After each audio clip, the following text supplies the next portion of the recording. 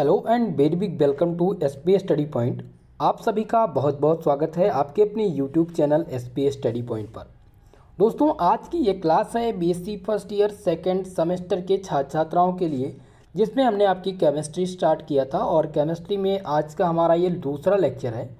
दोस्तों, second semester chemistry में हमने आपका पहला चैप्टर स्टार्ट किया है। तो आपके फर्स्ट चैप्टर का जो नाम है वो है chemistry of carbohydrates. Chemistry of carbohydrate में कल वाले लेक्चर में हमने कार्बोहाइड्रेट के टॉपिक को कवर किया था कि कार्बोहाइड्रेट क्या होते हैं, कार्बोहाइड्रेट के अंतर्गत कौन कौन से टॉपिक का अध्ययन आपको यूनिट नंबर फर्स्ट यानी चैप्टर नंबर फर्स्ट में करना है। यानी कि पूरे यूनिट के इंपॉर्टेंट टॉपिक और कार्बोहाइड्रेट के टॉपिक को कल के लेक्चर में हमने कवर कर दिया था। आज के इस लेक्चर के अंतर्गत हम देखेंगे कार्बोहाइड्रेट का क्लासिफिकेशन।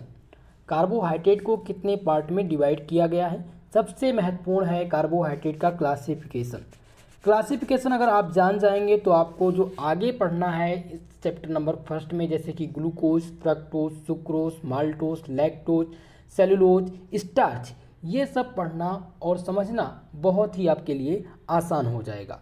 दोस्तों, आपको बता दें आज ही के लेक्चर के अंतर्गत हम ग्लूकोज को पढ़ेंगे। ग्लूकोज क्या होता है, साथ ही साथ ग्लूकोज की प्रॉपर्टीज, ग्लूकोज के प्रिपरेशन मेथड और ग्लूकोज का स्ट्रक्चर जो सबसे महत्वपूर्ण है वो आज ही के इस लेक्चर के अंतर्गत हम कवर करने का प्रयास करेंगे। तो बने रहिएगा सभी लोग अंत तक। चलिए दोस्तों, आज की इस क्लास का शुभारंभ करते हैं। साथ ही साथ आपको बता दें ये क्लास आपको जो दी जा रही है वो एनईपी के अकॉर्डिंग दी जा रही है। ठीक है, एनईपी जो नवीनतम पाठ्यक्रम लागू हुआ है 2020 में, जिसके तहत ऑल यूनिवर्सिटी का पाठ्यक्रम सेम कर दिया गया है। तो ये सभी आप सभी के यूनिवर्सिटी के लिए बहुत ही इंपॉर्टेंट है। क्लास आपको हिंदी और इंग्लिश दोनों लैंग्वेज में यहाँ पर मिलेगी। दोस्तों, सेकंड सेमेस्टर में जो आप लोग का केमिस्ट्री है उसका पेपर टाइटल है bio organic and medicinal chemistry. चलिए आज की इस क्लास को स्टार्ट करते हैं। जोरदार तरीके से सभी लोग वीडियो को लाइक कर दीजिए, शेयर कर दीजिए, और जो भी छात्र छात्राएँ हमारे साथ जुड़ चुके हैं और चैनल पर नए हैं चैनल को सब्सक्राइब जरूर कर लीजिएगा। तो आपके पहले चैप्टर का नाम है केमिस्ट्री ऑफ कार्बोहाइड्रेट, यानी कार्बोहाइड्रेट का रसायन।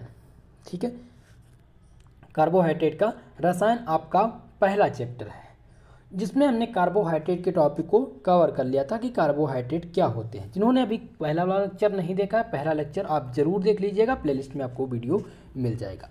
चलिए समझते हैं आज के इस इम्पॉर्टेंट टॉपिक को, जिसमें हम आज पढ़ेंगे क्लासिफिकेशन कार्बोहाइड्रेट का, जो बहुत ही महत्वपूर्ण है। हेडिंग लगा लेंगे आप लोग, क्लासिफिकेशन ऑफ कार्बोहाइड्रेट, कार्बोहाइड्रेट का वर्गीकरण। दोस्तों, कार्बोहाइड्रेट का जो वर्गीकरण किया गया है वो विभिन्न विभिन्न तरीके से किया गया है। यानी कि जल अपघटन के आधार पर, स्वाद के आधार पर, वाटर के आधार पर, जल अपघटन और शुगर, इनके आधार पर ज़्यादातर इसको कैटेगराइज किया गया है। तो सबसे पहले हम जान लेते हैं कि कार्बोहाइड्रेट का वर्गीकरण कितने बेसिस पे हुआ है। तो जो मेन आपके इस चैप्टर में जो आपको पढ़ना है और जानना है, कार्बोहाइड्रेट को दो बेस के आधार पर, यानी कि दो आधार पर बांटा गया है। पहला तो आपका हो गया शुगर और दूसरा आपका हो जाता है जल अपघटन, यानी कि हाइड्रोलिसिस। इसके आधार पर कैटेगराइज किया गया है। तो सबसे पहले समझते हैं कार्बोहाइड्रेट का classification. Carbohydrate are classified into 3 classes. Carbohydrate को 3 पार्ट में डिवाइड किया गया है। कार्बोहाइड्रेट का जल अपघटन यानी हाइड्रोलिसिस कराने पर ये 2 या 2 से अधिक लघु अणुओं या मोनोमर में अपघटित हो जाते हैं। कार्बोहाइड्रेट के लघु अणु जैसे कि ग्लूकोज, फ्रक्टोज आदि स्वाद में मीठे होते हैं, इसीलिए इनको सैकेराइड कहा जाता है। ध्यान रखेंगे, कार्बोहाइड्रेट के जो लघु अणु होते हैं वो क्या होते हैं, जैसे कि आपका ग्लूकोज हो गया, फ्रक्टोज, ये कार्बोहाइड्रेट के एक लघु अणु हैं। इनको एक प्रकार का कार्बोहाइड्रेट ही कहा जाता है और ये स्वाद में मीठे होते हैं, इसीलिए इनको क्या कहा जाता है, सैकेराइड कहा जाता है। संरचना के आधार पर कार्बोहाइड्रेट को मुख्य श्रेणियों में विभाजित किया गया है। मुख्य 3 श्रेणी में इनको विभाजित किया गया है। तो कार्बोहाइड्रेट का अगर हम देखें जल अपघटन के आधार पर, या फिर आप शुगर, स्वीट, टेस्टलेस या सॉल्युबल इन वाटर, ठीक है, घुलनशील यानी वाटर में घुलनशील, इन सब के आधार पर कार्बोहाइड्रेट को मुख्य दो पार्ट में डिवाइड किया गया है। कौन कौन से? पहला आपका मोनोसैकेराइड हो जाएगा और दूसरा हो जाएगा ओलिगोसैकेराइड। ये इसमें स्वाद के आधार पर, टेस्ट के आधार पर, ठीक है, और स्वीट के आधार पर इनमें मोनोसैकेराइड आपके शामिल हैं और ओलिगोसैकेराइड शामिल है। अगर आपसे पूछे नॉन शुगर के आधार पर, ठीक है, यानी कि जो मीठे ना हों, यानी कि नॉन शुगर हों, टेस्टलेस हों, इनका कोई स्वाद ना हो, जो पानी में अघुलनशील हों, वो कौन से कार्बोहाइड्रेट हैं? तो वो आपका आ जाता है पॉलीसैकेराइड, जिसके अंतर्गत स्टार्च, सेलुलोज आज शामिल है। इनको नॉन शुगर कहा जाता है। पॉलीसैकेराइड को क्या कहा जाता है? नॉन शुगर कहा जाता है। और मोनोसैकेराइड और ओलिगोसैकेराइड को क्या कहा जाता है? इनको शुगर कहा जाता है, जो कि क्रिस्टलाइन सॉलिड भी होते हैं, स्वीट भी होते हैं, टेस्ट इनका आता है, और ये सॉल्युबल यानी पानी में ये घुलनशील भी होते हैं। ओके, तो सबसे पहले समझते हैं संरचना के आधार पर कार्बोहाइड्रेट को मुख्य कितने रूप में, कितने भागों में विभाजित किया गया है? 3 भाग में। पहला आपका है मोनोसैकेराइड, दूसरा आपका है ओलिगोसैकेराइड और तीसरा आपका हो जाता है पॉलीसैकेराइड। चलिए वन बाई वन करके हम समझते हैं कि मोनोसैकेराइड क्या होता है। सबसे पहले हम समझते हैं मोनोसैकेराइड के बारे में कि मोनोसैकेराइड क्या होता है। दोस्तों, मोनोसैकेराइड ये स्वाद में बहुत ही मीठे होते हैं। मोनोसैकेराइड जो होते हैं वो स्वाद में मीठे होते हैं। और मोनोसैकेराइड एल्डिहाइड और कीटोनिक ग्रुप कंटेन करते हैं। एल्डिहाइड और कीटोनिक ग्रुप। एल्डिहाइड की बात करें अगर, तो एल्डिहाइड जो आपके होते हैं ये CHO ग्रुप कंटेन करते हैं। एल्डिहाइड आपका CHO ग्रुप कंटेन करता है। और कीटोनिक ग्रुप जो आपका है वो हो जाता है C+O, ये कंटेन करता है। अब यहाँ पर ये दोनों बात क्लियर करना है, एल्डिहाइड और कीटोनिक ग्रुप किस प्रकार से मोनोसैकेराइड। तो मोनोसैकेराइड में जो आपके सम्मिलित हैं वो बहुत ही अच्छा एग्जाम्पल आपका है ग्लूकोज और फ्रक्टोज। ठीक है, ग्लूकोज और फ्रक्टोज ये सबसे अच्छा एग्जाम्पल है। ग्लूकोज जो है वो CHO ग्रुप कंटेन करता है, यानी कि एल्डिहाइड, और कीटोनिक ग्रुप कौन कंटेन करता है? फ्रक्टोज। ओके, आगे हम इनको समझेंगे, बस केवल ये समझाने के लिए था कि आप मोनोसैकेराइड से परिचित हो सकें। तो monosaccharide are the simplest carbohydrate which can not be hydrolysis further into small unit. They contain 4, 5, 6 carbon atom are known as tetrose, pentose respectively. Monosaccharide जो होते हैं ये सबसे सरल कार्बोहाइड्रेट होते हैं, जिन्हें आगे छोटी इकाइयों में हाइड्रोलाइज नहीं किया जा सकता, यानी इनको आगे छोटी छोटी इकाइयों में हाइड्रोलाइज नहीं किया जा सकता है। इनमें 4, 5, 6 कार्बन परमाणु जुड़े होते हैं, जिन्हें क्रमशः क्या कहा जाता है? टेट्रोस, पेंटोस, हेक्सोज के रूप में इन्हें जाना जाता है। Okay, they also contain an aldehyde और कीटो ग्रुप। ये एल्डिहाइड और कीटो समूह पर निर्भर करते हैं। ठीक है, they also contain an aldehyde और keto group. They may be called aldose and ketose. दोस्तों, इस पर निर्भर करते हुए कि ये जो है वो एल्डिहाइड और कीटोनिक ग्रुप कंटेन करते हैं, जिन्हें क्या कहा जाता है? जो एल्डिहाइड ग्रुप कंटेन करता है उसको क्या कहा जाता है? एल्डोस। और जो कीटो समूह को कंटेन करता है उसको क्या कहा जाता है? केटोज कहा जाता है। फॉर एग्जाम्पल, मोनोसैकेराइड के एग्जाम्पल आपके कौन कौन से हैं? ग्लूकोज, फ्रक्टोज और गैलेक्टोज। ये आपके मोनोसैकेराइड के बहुत अच्छे एग्जाम्पल हैं। आपको बता दें, MCQ प्रश्न जब बनता है तो आपसे प्रश्न पूछा जाता है कि ये बताइए इनमें से कौन सा मोनोसैकेराइड है। दे देगा ग्लूकोज, फ्रक्टोज, सुक्रोज और आप माल्टोज। तो इसमें से आपको बताना रहेगा कि इसमें से कौन सा मोनोसैकेराइड है। तो ग्लूकोज, फ्रक्टोज और गैलेक्टोज याद रखेंगे, ये मोनोसैकेराइड के अंतर्गत आते हैं। ओके, ठीक है। चलिए, तो अब मोनोसैकेराइड आप समझ चुके हैं। अब मोनोसैकेराइड कितने प्रकार के होते हैं अब ये समझते हैं। देखिए, जो मोनोसैकेराइड हैं वो 2 प्रकार के होते हैं। 2 टाइप्स ऑफ मोनोसैकेराइड्स। ध्यान रखेंगे कितने प्रकार के? 2 प्रकार के आपके मोनोसैकेराइड हैं। पहला आपका है पॉलीहाइड्रॉक्सी एल्डिहाइड और दूसरा है पॉलीहाइड्रॉक्सी कीटो शुगर। ये 2 प्रकार के आपके मोनोसैकेराइड हैं। वन बाई वन करके हम समझते हैं। पॉलीहाइड्रॉक्सी एल्डिहाइड। पॉलीहाइड्रॉक्सी एल्डिहाइड जो मोनोसैकेराइड हैं, ये मोनोसैकेराइड के प्रकार हैं। पहला प्रकार कौन सा है? पॉलीहाइड्रॉक्सी एल्डिहाइड। पॉलीहाइड्रॉक्सी एल्डिहाइड जो होता है ये शुगर विथ एल्डिहाइड, ये क्या होते हैं? शुगर विथ यानी कि मिठास और एल्डिहाइड दोनों इसमें शामिल होते हैं। इनके एक अणु में एल्डिहाइड CHO समूह होता है और अनेक हाइड्रोक्सिल OH समूह उपस्थित होते हैं। पॉलीहाइड्रॉक्सी एल्डिहाइड ग्रुप में एक अणु जो होता है वो एल्डिहाइड यानी CHO का समूह का होता है और अदर हाइड्रोक्सिल समूह इसमें उपस्थित होते हैं, जैसे कि ग्लूकोज। ये आप देख सकते हैं, ये ग्लूकोज का ओपन चैन स्ट्रक्चर है। ठीक है, ये ओपन चैन स्ट्रक्चर है जिसमें आप पहले देखेंगे यहाँ पर CHO ग्रुप कंटेन है और उसके बाद में सभी हाइड्रोक्सिल ग्रुप यहाँ पर कंटेन है। ग्लूकोज का जो फॉर्मूला होता है वो C6H12O6 होता है। ठीक है, आप देख सकते हैं यहाँ पर CHO, अगर आपको नहीं पता ग्लूकोज का ये संरचना बनाना तो ओपन चैन स्ट्रक्चर, अभी ग्लूकोज का जब लेक्चर आगे हम डिस्कस करेंगे तो ग्लूकोज के बारे में बताऊंगा कि कैसे आपको इसका संरचना बनाना है। तो ये आप ध्यान रखेंगे। इसी प्रकार से, ठीक इसी प्रकार से आप अपने एग्जाम में लिखेंगे।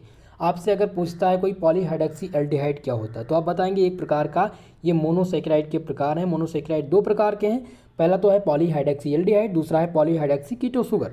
पॉलीहाइड्रॉक्सी एल्डिहाइड जो है वो क्या करता है, एक अणु, इसमें एक अणु जो होते हैं वो एल्डिहाइड CHO ग्रुप का होता है और अनेक हाइड्रोक्सिल समूह जुड़े होते हैं, एग्जाम्पल के लिए ग्लूकोज। ओके, अब हम डिस्कस करते हैं, समझते हैं पॉलीहाइड्रॉक्सी कीटो शुगर। पॉलीहाइड्रॉक्सी कीटो शुगर, इसमें एक अणु कीटो समूह क्या होता है, यानी कि इनमें से एक अणु जो होता है वो कीटोनिक ग्रुप होता है, यानी कि ये एल्किल ग्रुप जुड़े होते हैं, दो एल्किल समूह इसमें लगे होते हैं, डबल बॉन्ड O। ठीक है, C यहाँ पर दो एल्किल समूह और ये क्या है, ये कीटोनिक ग्रुप है। जो पॉलीहाइड्रॉक्सी कीटो शुगर है वो क्या करता है, ये कीटोनिक ग्रुप कंटेन करता है और अनेक हाइड्रोक्सिल समूह, इसमें कीटोनिक समूह जुड़े होंगे और अनेक हाइड्रोक्सिल समूह जुड़े होते हैं, एग्जाम्पल के लिए फ्रक्टोज। फ्रक्टोज और ग्लूकोज का फॉर्मूला आप देखेंगे सेम होता है, दोनों का फॉर्मूला जो है वो क्या है, सेम है, लेकिन इनमें अंतर क्या है। दोनों में अगर आपसे पूछे कोई कि ग्लूकोज और फ्रक्टोज इनमें डिफरेंस क्या है, फार्मूला तो इनका सेम है, C6H12O6 इसका भी है, C6H12O6 इसका भी है, तो आप बताएंगे बहुत ही अच्छा एग्जाम्पल और बहुत ही मेजर डिफरेंस है कॉमन। ठीक है, आप बताएंगे कि ग्लूकोज जो है वो CHO ग्रुप कंटेन करता है, यानी कि एल्डिहाइड समूह को कंटेन करता है, लेकिन जो फ्रक्टोज होता है ये कीटो समूह को कंटेन करता है। ये क्या करता है, कीटो समूह को कंटेन करता है, यही मेजर डिफरेंस आपका है। तो आप समझ गए मोनोसैकेराइड क्या होते हैं एग्जाम्पल सहित। आप चलिए नेक्स्ट आपका जो है कैटेगरी वो है ओलिगोसैकेराइड। ठीक है, अब हम समझते हैं कि ओलिगोसैकेराइड क्या होता है। ये बहुत ही इंपॉर्टेंट है, जिनमें एक प्रश्न आपका कॉमन हमेशा पूछा जाता है जो कि है डाइसैकेराइड। पूछ लिया जाता है कि व्हाट इज डाइसैकेराइड, तो ओलिगोसैकेराइड के अंतर्गत डाइसैकेराइड आता है। तो सबसे पहले ओलिगोसैकेराइड समझते हैं, फिर डाइसैकेराइड पर चर्चा करेंगे। Okay, these are the carbohydrate which can be hydrolyzed into a definite monosaccharide molecule। ये एक ऐसे कार्बोहाइड्रेट हैं जो ओलिगोसैकेराइड है, ये एक प्रकार का ऐसा कार्बोहाइड्रेट है जिन्हें एक निश्चित संख्या में मोनोसैकेराइड अणुओं में हाइड्रोलाइज किया जा सकता है। बहुत ही समझने वाली बात है, इसको यहीं पर समझिएगा। जो ओलिगोसैकेराइड हैं दोस्तों, यानी कि ये ऐसे कार्बोहाइड्रेट्स हैं जो बहुत ही आसानी से हाइड्रोलाइज किए जा सकते हैं डिफाइनाइट मोनोसैकेराइड मॉलिक्यूल। ठीक है, ध्यान रखेंगे जब ओलिगोसैकेराइड का हम क्या कराएंगे, ओलिगोसैकेराइड का जब हम जल अपघटन कराएंगे, ठीक है, जल अपघटन जब इसका कराएंगे तो हमें क्या प्राप्त होगा, हमें मोनोसैकेराइड के अणु प्राप्त होंगे। ठीक है, किसके अणु, मोनोसैकेराइड के अणु हमें प्राप्त होंगे। अभी मैं एग्जाम्पल आपको बताऊंगा। ठीक है, इतनी बात आप ध्यान रखेंगे। जो मोनोसैकेराइड के अणु प्राप्त होते हैं उनको क्या कहा जाता है, they may be called di, tri and tetrasaccharide. Hydrolysis करने पर जो प्राप्त होने वाले मोनोसैकेराइड होते हैं उनको डाई, ट्राई और टेट्रासैकेराइड कहा जाता है। फॉर एग्जाम्पल समझते हैं एग्जाम्पल के माध्यम से। ओलिगोसैकेराइड का एक एग्जाम्पल जैसे कि डाइसैकेराइड, सबसे पहला एग्जाम्पल है कि डाइसैकेराइड क्या होता है। These give 2 molecule of monosaccharide on hydrolyse.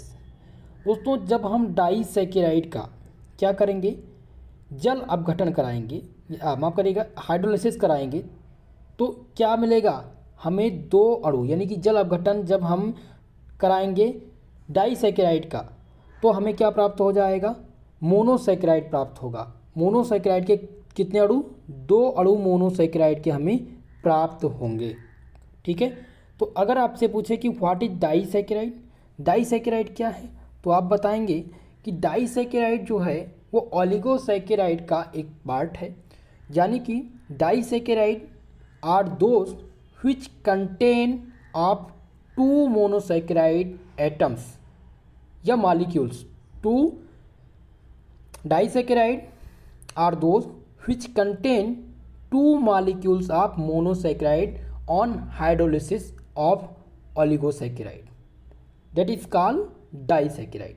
ठीक है, यानी कि जब हम ओलिगोसैकेराइड का जल अपघटन कराएंगे और जल अपघटन करने पर हमें 2 या 2 से अधिक मॉलिक्यूल मोनोसैकेराइड के प्राप्त होते हैं, उन्हीं को क्या कहा जाता है, डाइसैकेराइड कहा जाता है। समझ गए डाइसैकेराइड क्या होता है।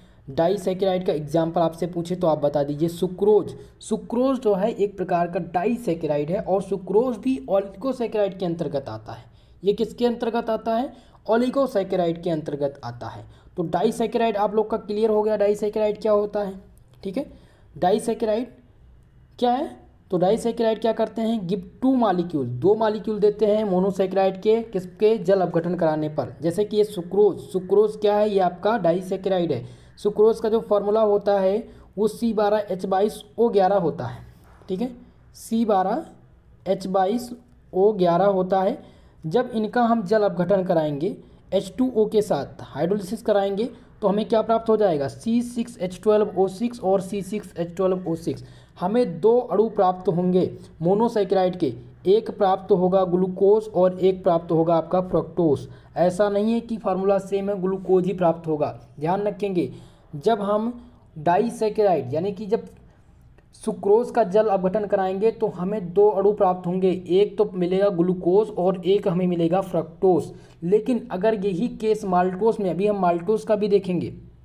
ठीक है, माल्टोस की बात करें, देखिए ध्यान रखेंगे डाइसैकेराइड के अंतर्गत कौन कौन से आते हैं आपके, तो आपको बता दें माल्टोस, माल्टोस आपका हो जाएगा। ठीक है, और लैक्टोस, ये सभी क्या हैं, सुक्रोज, माल्टोस और लैक्टोस, ये सभी क्या हैं, डाइसैकेराइड हैं और ये ओलिगोसैकेराइड के अंतर्गत आते हैं। ठीक है, ओलिगोसैकेराइड का अगर एग्जाम्पल पूछा जाए तो आप बता देंगे सुक्रोज, माल्टोस और लैक्टोस, SML। ध्यान रखेंगे SML यानी कि सुक्रोज, माल्टोस और लैक्टोस, ये क्या हैं, ये ओलिगोसैकेराइड हैं और ये सभी डाइसैकेराइड के अंतर्गत आते हैं। ठीक है, डाइसैकेराइड समझ लीजिए डाई लगा है यानी 2 अणु यहाँ से हमें मिलेंगे। लेकिन अगर यहीं पर ध्यान रखेंगे, अगर हम यहीं पर माल्टोस का जल अपघटन करा दें, माल्टोस का H2O के साथ क्या करा देंगे, हाइड्रोलिसिस करा दें, तो हमें क्या प्राप्त होगा, फार्मूला सेम है, माल्टोस का भी फार्मूला होता है C12H22O11। ठीक है, और यही सुक्रोज का है। लेकिन जब हम माल्टोस का जल अपघटन कराएंगे तो हमें 2 अणु ग्लूकोज के मिलेंगे, यहाँ पर फ्रक्टोज नहीं प्राप्त होगा, केवल और केवल ग्लूकोज के ही अणु प्राप्त होंगे। ठीक है, जब हम सुक्रोज का जल अपघटन कराएंगे तो हमें 1 अणु फ्रक्टोज और 1 अणु ग्लूकोज का प्राप्त होगा। लेकिन अगर यहीं पर हम माल्टोस का जल अपघटन कराते हैं तो हमें 2 अणु ग्लूकोज के मिलेंगे, फ्रक्टोज के अणु प्राप्त नहीं होंगे। तो डाइसैकेराइड से आप लोग सहमत हो गए, डाइसैकेराइड का है क्या है, समझ गए। चलिए दूसरा जो है वो है ट्राइसैकेराइड। ट्राइसैकेराइड क्या होता है, this gives 3 molecule of monosaccharide on hydrolysis. देखिए जो ट्राइसैकेराइड है वो 3 मॉलिक्यूल देता है हाइड्रोलिसिस करने पर। ठीक है, मोनोसैकेराइड के 3 अणु देता है। जब हम ट्राइसैकेराइड का जल अपघटन कराएंगे तो हमें 3 अणु मोनोसैकेराइड के प्राप्त होंगे। तो अब ट्राइसैकेराइड क्या है? रेफिनोस। रेफिनोस जो है ये आपका ट्राइसैकेराइड है, जिसका फॉर्मूला होता है C18H32O11 यानी C18H32O11।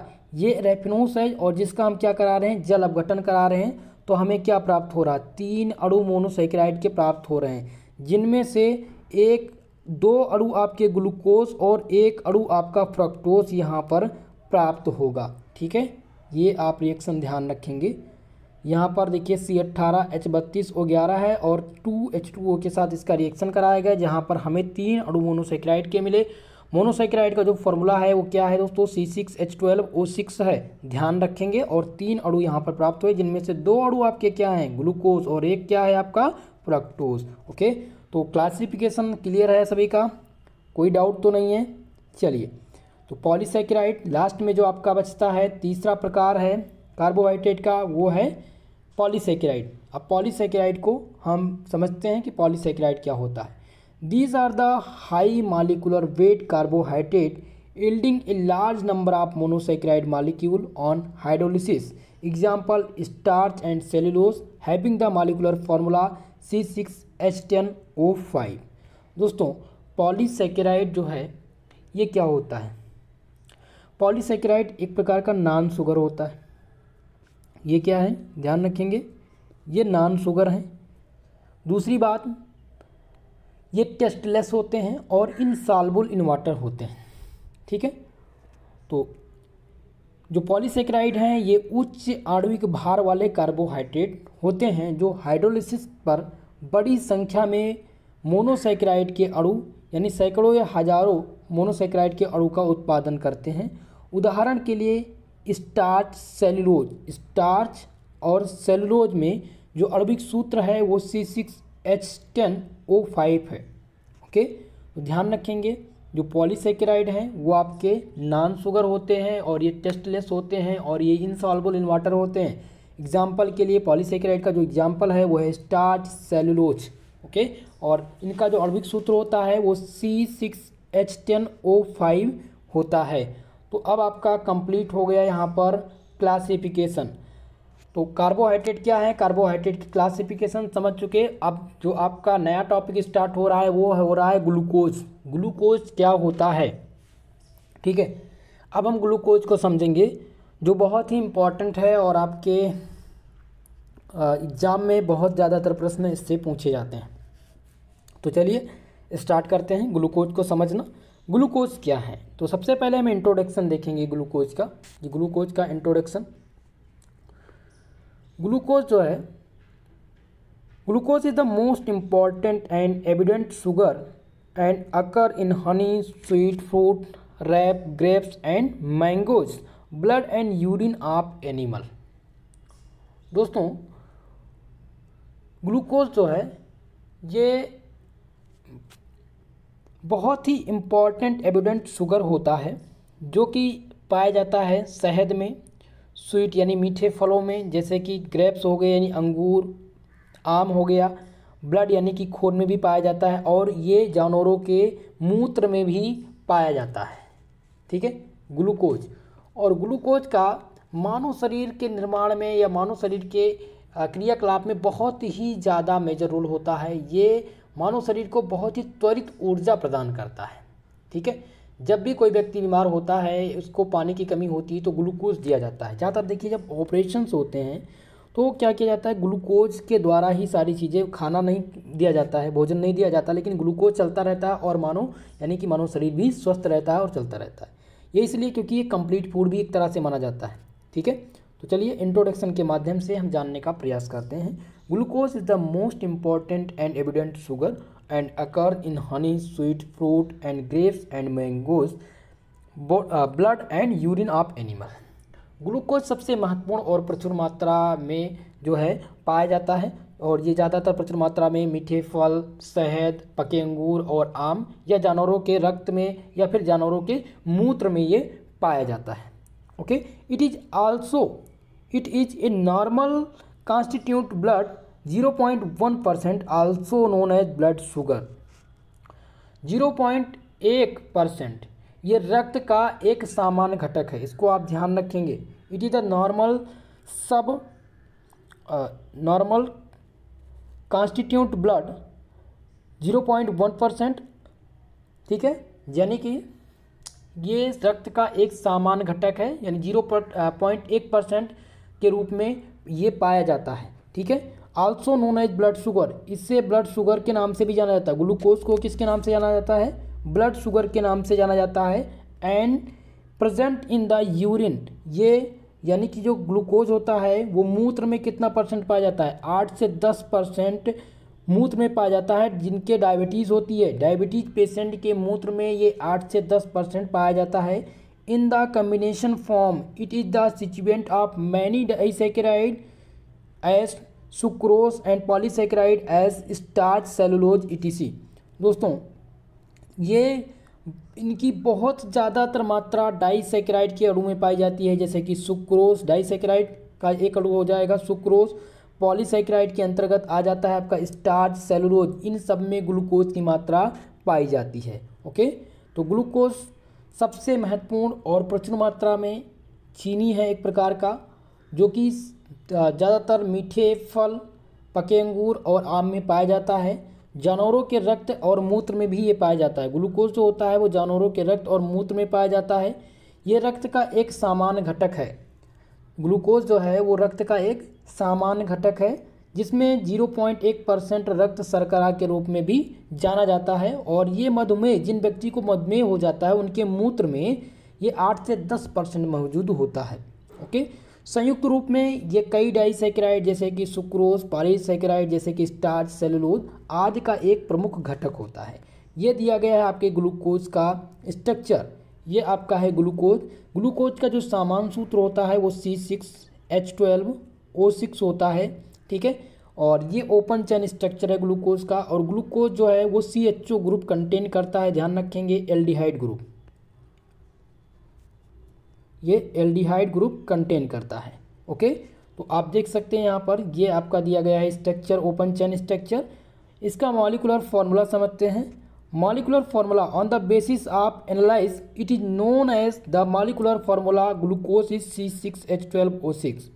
रासायनिक विश्लेषण के आधार पर ग्लूकोज का जो आणविक सूत्र होता है वो C6H12O6 होता है। ओके, तो आप समझ चुके हैं ग्लूकोज के इंट्रोडक्शन और ग्लूकोज का जो फॉर्मूला है। अब हम प्रिपरेशन मेथड समझेंगे, ग्लूकोज के बनाने की विधि। Preparation method of D plus glucose, ठीक है, ग्लूकोज के बनाने की विधियाँ बहुत ही इंपॉर्टेंट है। सभी लोग वीडियो को लाइक शेयर कर दीजिए भाई, जो भी छात्र छात्राएँ हमारे साथ जुड़ चुके हैं, और वीडियो को ज़्यादा से ज़्यादा लोगों में शेयर करिए। आपकी नियमित क्लास सब आपको दी जाएगी यहाँ पर। Preparation of D plus glucose, glucose बनाने की विधियाँ, ठीक है। तो सबसे पहले हम फ्रॉम सुक्रोज और कैन शुगर, सुक्रोज को कैन शुगर के नाम से भी जानते हैं, इस बात को भी ध्यान रखेंगे आप लोग, ठीक है। सुक्रोज, तो सुक्रोज तथा गन्ने के रस से हम बनाने की विधि देखते हैं कि किस प्रकार से गन्ने के रस से या फिर सुक्रोज से कैसे ग्लूकोज का निर्माण होता है, इसको हम जानने का प्रयास करेंगे। This is the laboratory method, ये ग्लूकोज की बनाने की प्रयोगशाला विधि है, ठीक है। ग्लूकोज बनाने की ये एक प्रयोगशाला विधि है जो कि सुक्रोज या फिर कैन शुगर के द्वारा बनाई जा रही है। It is prepared by the heating cane sugar with hydrochloric acid HCl and H2SO4 in ethanol solution at 50 degree centigrade for 2 hour. दोस्तों ये ग्लूकोज बनाने की एक प्रकार की प्रयोगशाला विधि है, ये तो आप समझ चुके हैं। और कैसे बनता है सुक्रोज, सुक्रोज और गन्ने के रस से ग्लूकोज कैसे बनता है? तो जब सुक्रोज का एल्कोहलिक विलयन में तनु HCl के साथ और H2SO4, यहाँ पर टाइपिंग मिस्टेक है दोस्तों, यहाँ पर H2SO4 होगा, ठीक है, ध्यान रखिएगा। H2SO4 के साथ जब इसको बॉयल करते हैं, जिसमें जल विच्छेदन होकर के ग्लूकोज और फ्रक्टोज के सम अणुक मात्रा में बन जाते हैं, ठीक है। तो अब आप यहाँ पर देख सकते हैं ये आपका हो गया कैन शुगर, जिसका फॉर्मूला है C12H22O11 और प्लस H2O। इसको प्रयोगशाला विधि यानी कि प्रयोगशाला में क्या किया गया, इसका हाइड्रोलिसिस कराया गया। और जब इसका हाइड्रोलिसिस कराया गया, इसको HCl तथा H2SO4 के साथ इसको क्या किए, इसको 2 घंटे के लिए जब इसको उबालते हैं तो इसमें से जल विच्छेदित होकर के दो अणु दे देता है। पहला आपका ग्लूकोज और दूसरा आपका फ्रक्टोज। ठीक है, ये क्या है, ये ग्लूकोज हैं, ये दोनों आपके ग्लूकोज के अणु हैं। ठीक है, दो अणु प्राप्त होते हैं ग्लूकोज के, एक तो ग्लूकोज और एक फ्रक्टोज। ठीक है, तो आप समझ गए बनाने की विधि, ग्लूकोज की विधियाँ। तो पहली विधि है फ्रॉम द शुगर कैन, जो कि एक प्रयोगशाला विधि है। दूसरी विधि जो है वो है स्टार्च।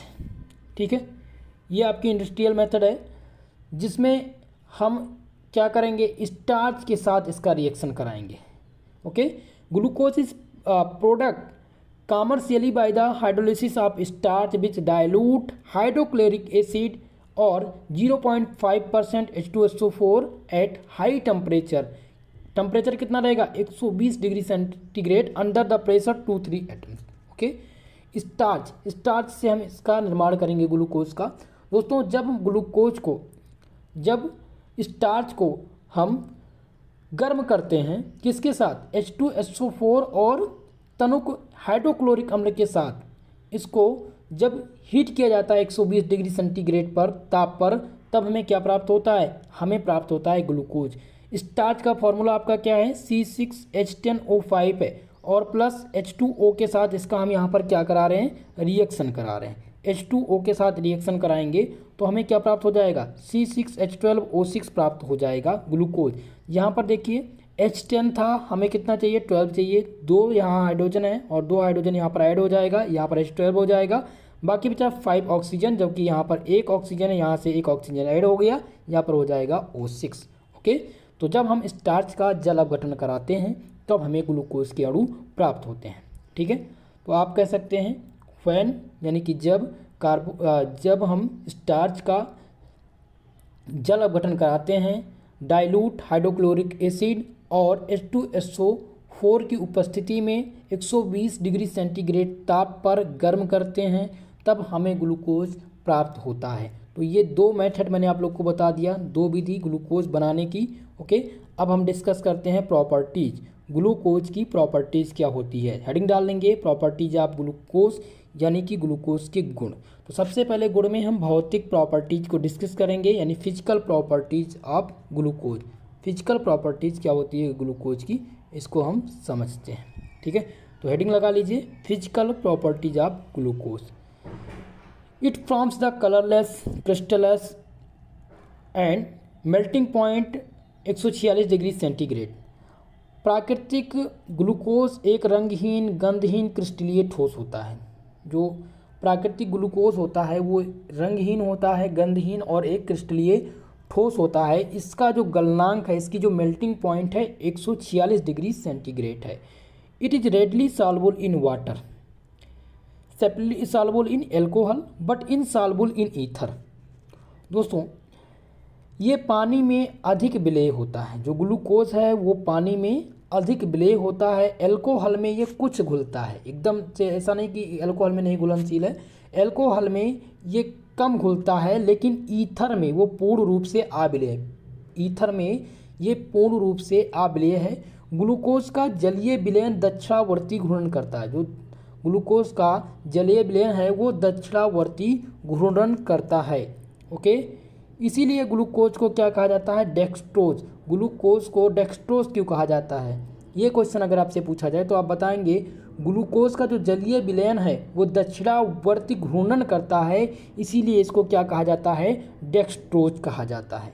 ओके, विलयन दक्षिणावर्ती घूर्णन करता है, अर्थात ये डेंटोरोटरी मोशन है, इसलिए ग्लूकोज को डेक्सट्रोज के रूप में भी जाना जाता है। इतनी बात ध्यान रखेंगे। ओके, तो प्रॉपर्टीज़ में आपको क्या क्या ध्यान रखना है, ध्यान योग्य रखने बातें क्या हैं, जो लिखना पड़ता है आपको कॉपी में ज़रूर। आप ये बताएं कि ग्लूकोज एक रंगहीन गंधहीन क्रिस्टलीय ठोस है, जिसका गलनांक कितना है 146 डिग्री सेंटीग्रेड। इसका क्वथनांक कितना है, तो क्वथनांक कितना हो जाएगा 120 डिग्री सेंटीग्रेड इसका क्वथनांक होता है। ये पानी में अविलेय होता है या अत्यंत विलेय होता है। अविलेय मत लिखिएगा विलेय होता है, अविलेय तो किसमें रहेगा, अविलेय पॉलीसैकेराइड में होता है। ओके, तो ये पानी में अधिक विलेय है। एल्कोहल में ये कुछ हद तक घुल सकता है, लेकिन ईथर में ये क्या है, अल्प विलेय है, एकदम से विलेय ही नहीं है, यानी कि ईथर में ये नहीं मिलेगा। ग्लूकोज का जो जलीय विलयन होता है वो दक्षिणावर्ती घूर्णन करता है, इसीलिए ग्लूकोज को डेक्सट्रोज कहा जाता है। ओके, तो ग्लूकोज के बारे में इतनी बातें आपको जानकारी मिली। नेक्स्ट क्लास दोस्तों आपकी रहेगी ग्लूकोज के केमिकल प्रॉपर्टीज़ पर। केमिकल प्रॉपर्टीज़ ग्लूकोज की क्या होती हैं और ग्लूकोज का स्ट्रक्चर, और कल के ही लेक्चर में आप पढ़ेंगे फ्रक्टोज, फ्रक्टोज का स्ट्रक्चर, सुक्रोज, स्टार्च, सेलुलोज और माल्टोज। यानी कल आपके फर्स्ट चैप्टर का लास्ट दिन होगा। डे 3 में आपका पूरा का पूरा फर्स्ट चैप्टर मैं कवर करने का प्रयास करूंगा। आज की ये क्लास आप सबको कैसी लगी कमेंट सेशन में कमेंट करके बताइए। दोस्तों सभी लोग वीडियो पसंद आई हो प्लीज़ वीडियो को लाइक कर दीजिए, और जो भी छात्र छात्राएं हमारे साथ जुड़ चुके हैं प्लीज़ चैनल को यार सब्सक्राइब कर लीजिए, थोड़ा सा सपोर्ट करने का प्रयास करिए। आप ही लोग हमारे लिए सब कुछ हैं, और बिल्कुल फ्री में आपको क्लास दी जाती है, कोई भी आपसे कॉस्ट नहीं लेना है। और मेरा प्रयास ये है इस बार आपको बीएससी सेकंड सेमेस्टर और फोर्थ सेमेस्टर के लिए मैं खुद एक सीरीज़ तैयार कर रहा हूं, जिसमें ऑब्जेक्टिव और रिटन दोनों पैटर्न के क्वेश्चंस रहेंगे, और जो बहुत ही न्यूनतम या समर्थन मूल्य पर आप लोग को उपलब्ध कराई जाएगी। ओके, और बाकी सभी सब्जेक्ट की क्लास आपको इस बार मिल है। मैंने आपको बताया था क्लास क्यों नहीं हो पा रही थी, उसका भी कारण था।